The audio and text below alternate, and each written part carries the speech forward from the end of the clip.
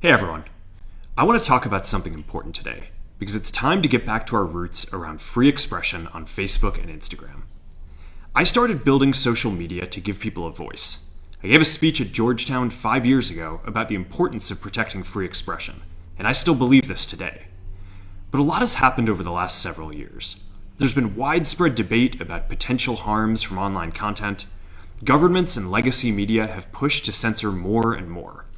A lot of this is clearly political, but there's also a lot of legitimately bad stuff out there.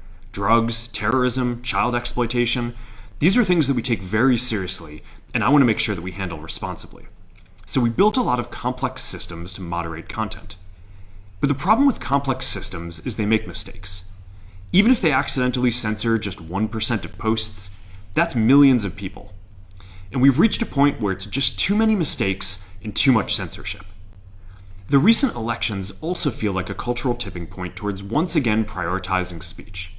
So we're going to get back to our roots and focus on reducing mistakes, simplifying our policies, and restoring free expression on our platforms. More specifically, here's what we're going to do. First, we're going to get rid of fact checkers and replace them with community notes similar to X, starting in the US.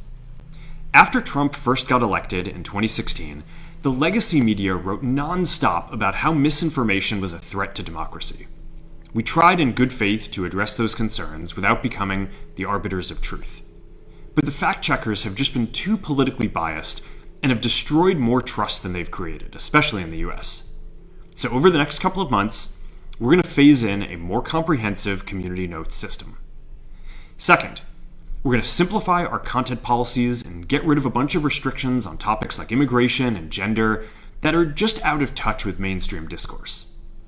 What started as a movement to be more inclusive has increasingly been used to shut down opinions and shut out people with different ideas, and it's gone too far. So I want to make sure that people can share their beliefs and experiences on our platforms. Third, we're changing how we enforce our policies to reduce the mistakes that account for the vast majority of censorship on our platforms. We used to have filters that scanned for any policy violation. Now, we're going to focus those filters on tackling illegal and high-severity violations. And for lower severity violations, we're going to rely on someone reporting an issue before we take action. The problem is that the filters make mistakes, and they take down a lot of content that they shouldn't. So by dialing them back, we're going to dramatically reduce the amount of censorship on our platforms. We're also going to tune our content filters to require much higher confidence before taking down content. The reality is that this is a trade-off.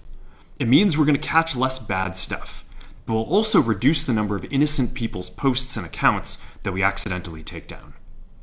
Fourth, we're bringing back civic content. For a while, the community asked to see less politics because it was making people stressed. So we stopped recommending these posts. But it feels like we're in a new era now, and we're starting to get feedback that people want to see this content again.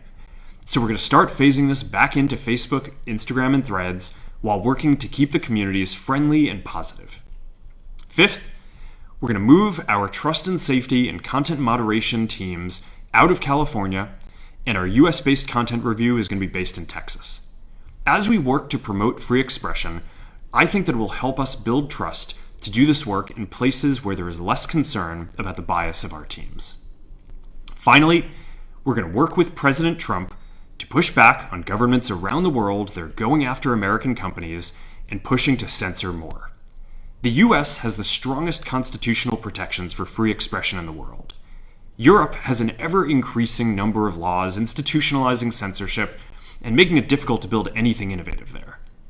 Latin American countries have secret courts that can order companies to quietly take things down. China has censored our apps from even working in the country. The only way that we can push back on this global trend is with the support of the US government. And that's why it's been so difficult over the past 4 years when even the US government has pushed for censorship. By going after us and other American companies, it has emboldened other governments to go even further. But now we have the opportunity to restore free expression, and I am excited to take it. It'll take time to get this right, and these are complex systems. They're never going to be perfect. There's also a lot of illegal stuff that we still need to work very hard to remove. But the bottom line is that after years of having our content moderation work focus primarily on removing content, it is time to focus on reducing mistakes, simplifying our systems, and getting back to our roots about giving people voice. I'm looking forward to this next chapter. Stay good out there, and more to come soon.